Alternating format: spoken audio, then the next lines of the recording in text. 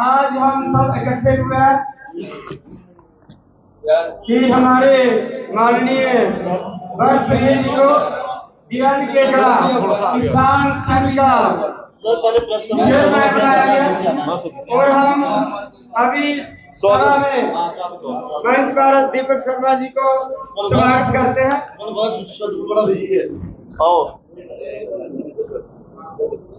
उसके बाद हम माननीय भरत प्रिय जी का स्वागत करते हैं।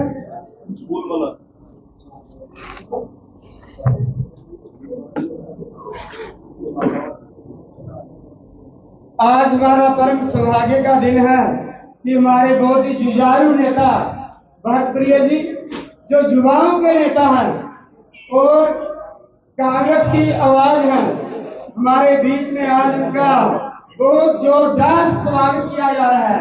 इसलिए भरत प्रिय जी का जोरदार स्वागत करते हुए मैं दूसरे माननीय भरत प्रिय जी, माननीय भरत प्रिय जी, आज पूरे हमारे जितने भी जम्मू कश्मीर के लोग हैं सारे सब इनका स्वागत कठुआ से आए हैं और ब्लॉक से आए हैं और सांबा से आए हैं, अखनूर से आए हैं और हमारा बॉर्डर का एरिया जोगा बल्डो से भी जो युवा साथी आए हैं उनका भी हम यहाँ पर स्वागत करते हैं। और हमारे साथ हमारे खोर ब्लॉक के लोग, चौकी के लोग आए हैं, उनका भी बहुत बहुत स्वागत है। जोरीडगेर के लोग आए हैं, उनका भी बहुत बहुत स्वागत है। सब भरत प्रिय जी का स्वागत करने के लिए इकट्ठे हुए हैं। पूरा जम्मू कश्मीर भरत जी का बहुत बहुत स्वागत।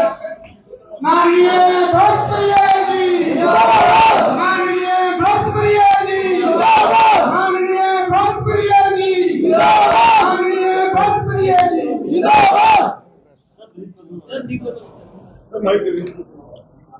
मैं बोल दो पहले आपको। हमारे बीच हमारे किसान कांग्रेस के general secretary in charge Deepak Sharma ji, जो कि हिमाचल प्रदेश के चीफ स्पोक्स पर्सन भी हैं, आपके बीच अपने विचार रखेंगे। सभी उपस्थित पत्रकार मित्रों का धन्यवाद। आज चुनावों के समय में आपने जो है वो समय निकाला है, उसके लिए हम आपका शुक्रिया करते हैं। जैसा कि आप जानते हैं कि जम्मू कश्मीर में एक पीछे चुप करवाइए, बोलिए माइक थोड़ा बोलो, चुप जम्मू कश्मीर में चुनावों के दौरान ही किसान कांग्रेस ने भरत प्रिया जी को जम्मू कश्मीर का अध्यक्ष बनाया है और किसान कांग्रेस पूरे देश में जिस तरह से काम कर रही है, मैं जम्मू कश्मीर के संबंध में किसान कांग्रेस का जो दृष्टिकोण है उसकी बात आपके बीच रखना चाहूँगा। वर्तमान केंद्र सरकार ने जिस तरह से किसान विरोधी रवैया अपनाया है और किसानों के प्रति ये सरकार किसान विरोधी है, उसका उदाहरण जो है वो बार बार देखने को मिला है।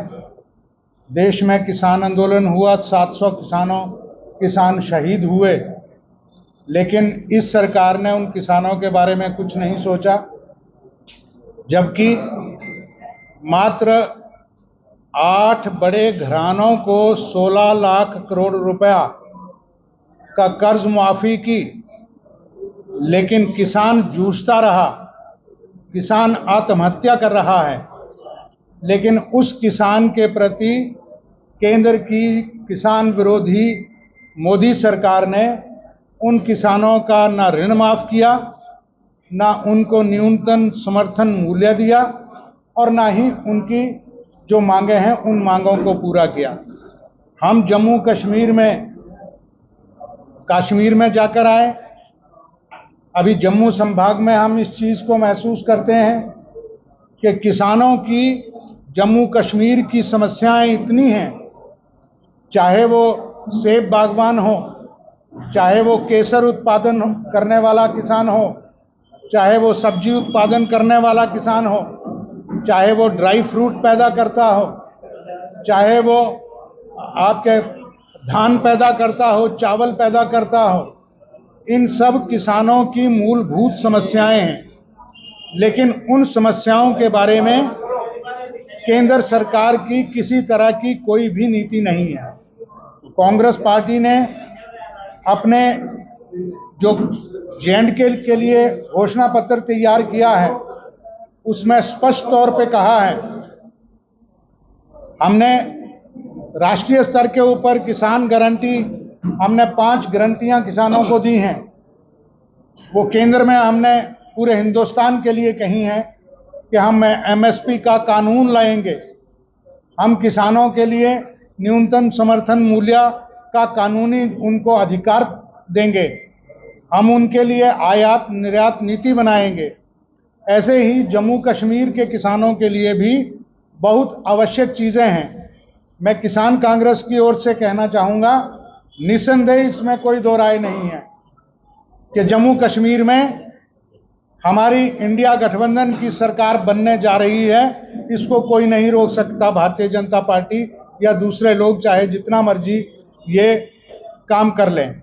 लेकिन हमारी सरकार बनने के बाद तब तक हमने अपने लोगों को, जो कृषि विशेषज्ञ हैं, जो किसानों की समस्या से वाकिफ हैं, उन लोगों ने अपना एक दृष्टि पत्र हम तैयार कर कर अपनी सरकार को देंगे ताकि उनकी जो है वो समस्याएं हल हो सकें। हमारे जम्मू कश्मीर कांग्रेस कमेटी ने अपने घोषणा पत्र में हर भूमिहीन, किराए पर खेती करने वाले एवं भूमि मालिक कृषक परिवारों को प्रति वर्ष अतिरिक्त 4,000 रुपए की आय सहायता प्रदान करने का वादा किया है। यही नहीं, हम राज्य की भूमि पर खेती करने वाले भूमिहीन किसानों को 99 साल के लिए पट्टे की व्यवस्था करेंगे। ये भी हमने वचन जो है कांग्रेस पार्टी ने, इंडिया गठबंधन सरकार ने दिया है। हम सेब फसल के लिए 72 रुपया किलोग्राम प्रति किलोग्राम न्यूनतम समर्थन मूल्य देने के लिए वचनबद्ध हैं। ये भी हमने अपने घोषणा पत्र में कहा है। हम प्राकृतिक आपदाओं के खिलाफ सभी फसलों के लिए 100% फसल बीमा प्रदान करेंगे, ये भी हमने कहा है। इसी तरह से 100% सिंचाई व्यवस्था करना, बिचौलियों की लागत को कम करना और उनके ज़्यादा से ज़्यादा जो है वो मूल्य प्राप्त हो किसान को, उस तरफ हम काम करेंगे। मैं अंत में एक बात कहना चाहूँगा, भारतीय जनता पार्टी की सरकार इन चुनावों में जिस तरह से चुनाव आचार संहिता का धज्जियां उड़ाई जा रही हैं, लोकतंत्र की हत्या की जा रही है। आज जम्मू कश्मीर का एक एक नागरिक पूछता है कि हमारे सम्मान को जो कम किया जा रहा है, जिस तरह से आज कहां है चुनाव आयोग। आप देखिए, भारतीय जनता पार्टी के कितने मंत्री पूरे जम्मू कश्मीर में घूमकर जो है चुनाव आचार संहिता का उल्लंघन कर रहे हैं, लेकिन कोई पूछने वाला नहीं है। किस तरह से पैसे के बल के ऊपर इस चुनाव को प्रभावित करने की कोशिशें हो रही हैं। लेकिन इन सब ताकतों को हम आगाह करना चाहते हैं कि जम्मू कश्मीर की जनता ने ये चुनाव जम्मू कश्मीर की जनता के अस्तित्व का चुनाव है, ये उनके अस्मिता का चुनाव है। इस चुनाव में जिस तरह से ऐसा पहली बार हुआ है कि पूरे देश में केंद्र शासित प्रदेशों को राज्य बनाया जाता है, यहाँ उल्टा हुआ है। यहाँ जम्मू कश्मीर के हर नागरिक की जो सम्मान है, उसकी जो आत्मा है, उसको दबाने की कोशिश की है, उसको मारने की कोशिश की है। लेकिन निस्संदेह कांग्रेस पार्टी इंडिया गठबंधन जो है सरकार बनाने जा रही है।